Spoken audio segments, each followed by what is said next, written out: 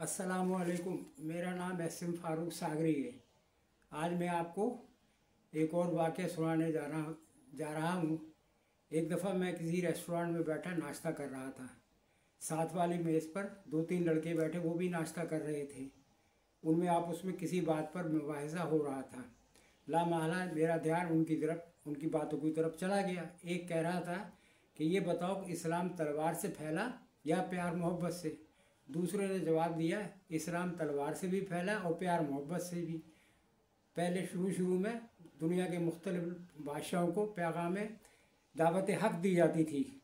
अगर वो बादशाह इस्लाम की दावत कबूल कर लेता तो ठीक, अगर नहीं करता तो फिर जंग होती थी।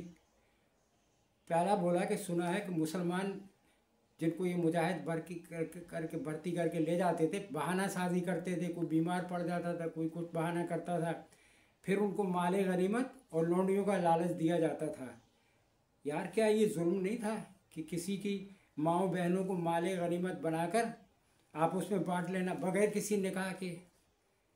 ये कैसी इंसानियत है? क्या सहाबा कराम भी अपना हिस्सा वसूल करते थे? दूसरे ने कहा, मुझे पता नहीं, लेकिन ये कि गालिबन शायद वो सबको हिस्सा मिलता था। दरअसल बात ये थी कि अरब कौम एक अय्याश कौम थी। वो लोग हर वक्त शराब व कबाब के आदी थे। ये ज़िना वगैरह हर चीज़ उनमें राइज थी, उसकी उनको आदत थी। लिहाजा उनको इसी किस्म का लालच दिया जाता था। ये रस्म तो आखिरी तुर्क सल्तनत में भी थी। पहला बोला, इसीलिए जन्नत की हूरों शहद, शराब और दूध की नहरों का लालच दिया गया है।